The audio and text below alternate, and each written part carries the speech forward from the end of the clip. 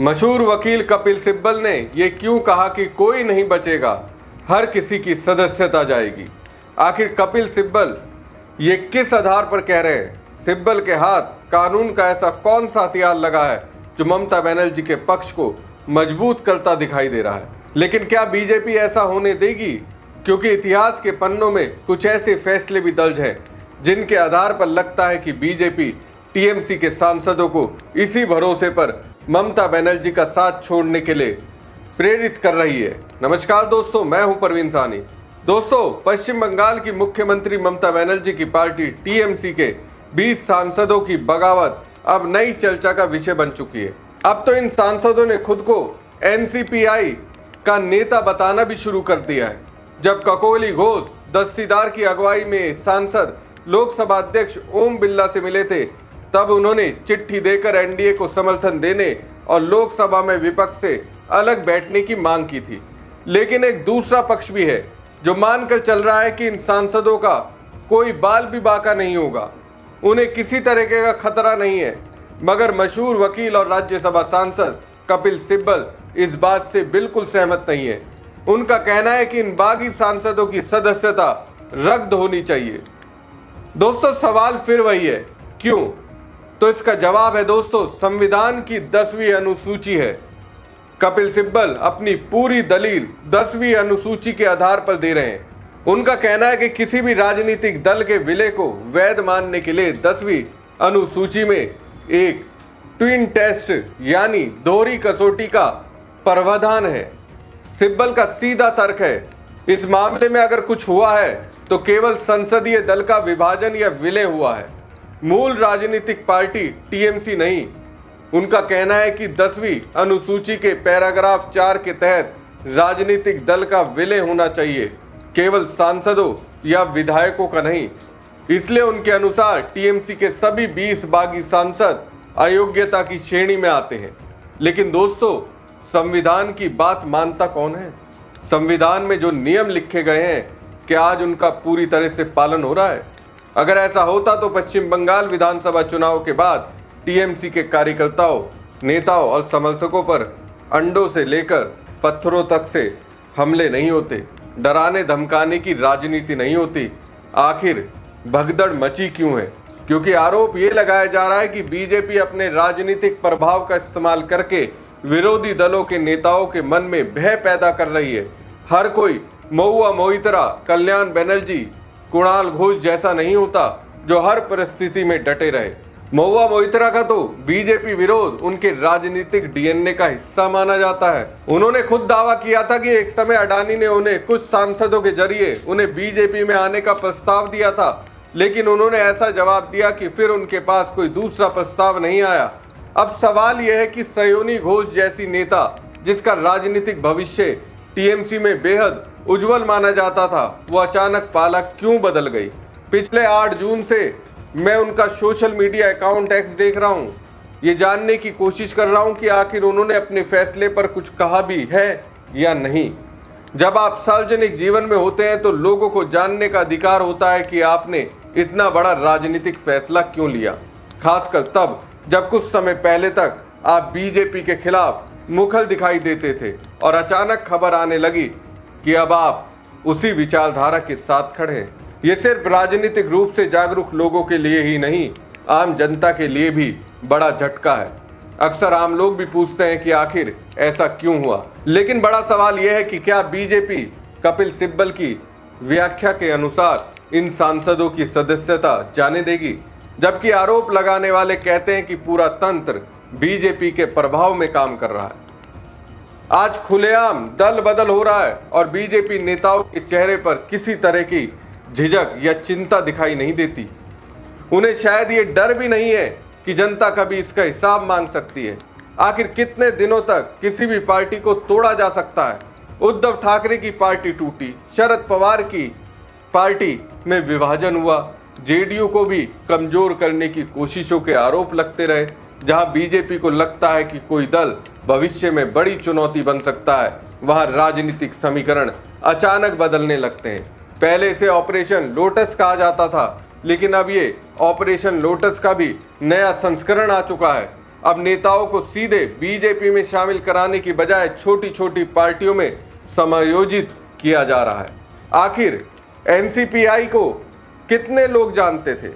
अभी कुछ ही दिनों पहले बनी इस पार्टी में टीएमसी के 20 बागी सांसदों को समायोजित कर दिया गया। हालांकि टीएमसी पर कब्जा जमाने की कोशिश सफल नहीं हुई। बागियों ने शायद महाराष्ट्र की तरह कोई बड़ा राजनीतिक दांव खेलने की कोशिश की थी, लेकिन यहाँ सामने ममता बनर्जी थी। वो अटल बिहारी वाजपेयी, मुलायम सिंह यादव, लालू प्रसाद यादव और सोमनाथ चटर्जी के दौर की राजनीति से निकली हुई नेता है। राजनीतिक, मानसिक और संगठन लेवल पर ये बागी नेता ममता बनर्जी को चुनौती देने की स्थिति में कभी दिखाई नहीं दी। ओम बिरला से मुलाकात की तस्वीरें देखिए।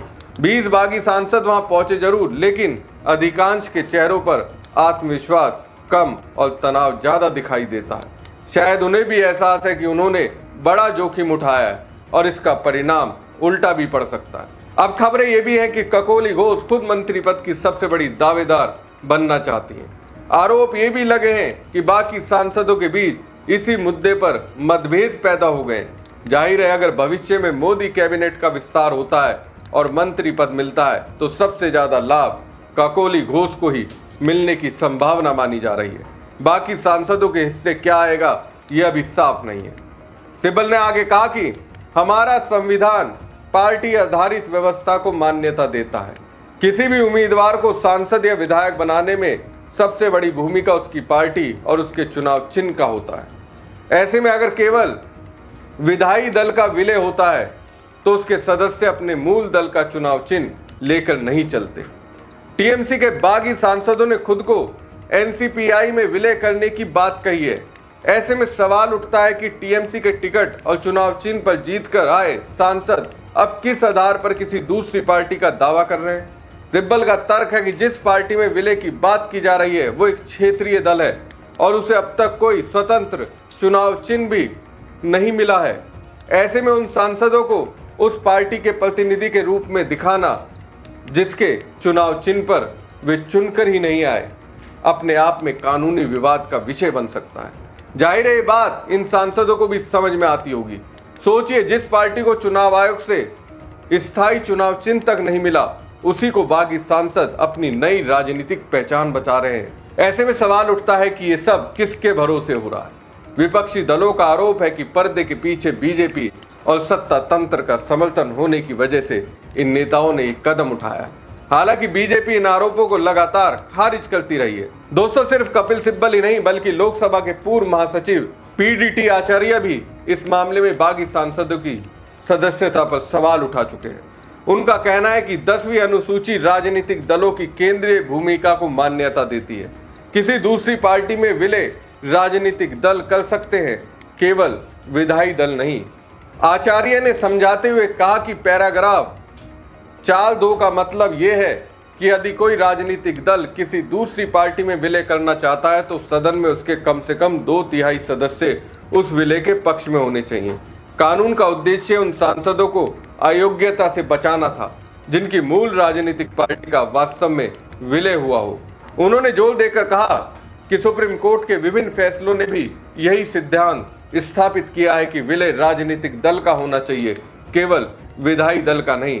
ऐसे में अगर ये मामला सुप्रीम कोर्ट पहुंचता है तो बागी सांसदों के लिए मुश्किलें बढ़ सकती हैं।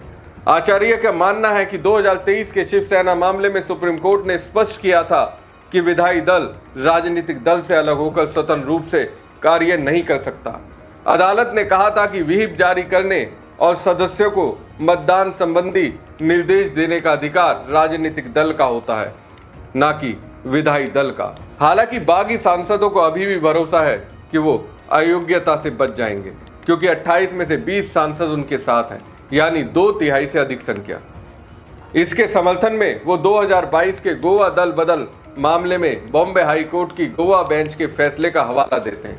बताइए, 2023 के सुप्रीम कोर्ट के फैसले को नजरअंदाज कर रहे हैं जिसमें राजनीतिक दल की सर्वोच्च भूमिका पर जोर दिया गया था। दोस्तों, इसी साल अप्रैल में आम आदमी पार्टी के 10 राज्यसभा सांसदों में से 7 सांसद बीजेपी में शामिल हो गए थे। चूंकि ये सांसद 2/3 से अधिक थे, इसलिए इसे विलय का मामला बताया गया। बाद में राज्यसभा सचिवालय ने सदस्यों की सूची में भी बदलाव किया, जिससे ये संकेत मिला कि उस दावे को स्वीकार कर लिया गया है। जाहिर है लोकसभा में अंतिम फैसला स्पीकर ओम बिरला को करना होगा और वो किसकी सुनेंगे इसके लिए भविष्यवाणी की भी जरूरत नहीं है। उधर 2019 में तेलुगु देशम पार्टी के 6 राज्यसभा सांसदों में से 4 बीजेपी में शामिल हो गए थे। तब भी 2/3 संख्या का तर्क दिया गया था और तत्कालीन सभापति एम वेंकैया नायडू ने उस विलय को मान्यता दी थी। यही वजह है कि अब राजनीतिक गलियारों में चर्चा हो रही है कि अगर टीएमसी के मामले में भी वही मानक अपनाया गया तो कई क्षेत्रीय दलों की चिंताएं बढ़ सकती हैं, खासकर उन दलों की जिनकी केंद्र सरकार में सहयोगी भूमिका है। दोस्तों, राजनीति में तस्वीरें तेजी से बदलती हैं। आज जो दल किसी गठबंधन का अहम हिस्सा है, कल वो खुद राजनीतिक दबाव का सामना कर सकते हैं। इसलिए पूरा विवाद केवल टीएमसी के 20 सांसदों तक सीमित नहीं है, बल्कि भारतीय राजनीति में दल बदल कानून की नई व्याख्या और उसके भविष्य से भी जुड़ा हुआ है। हमारी खबर आपको कैसी लगी कमेंट बॉक्स में कमेंट करके जरूर बताएं। साथ ही पेज को ज्यादा से ज्यादा लाइक और शेयर कीजिएगा। धन्यवाद।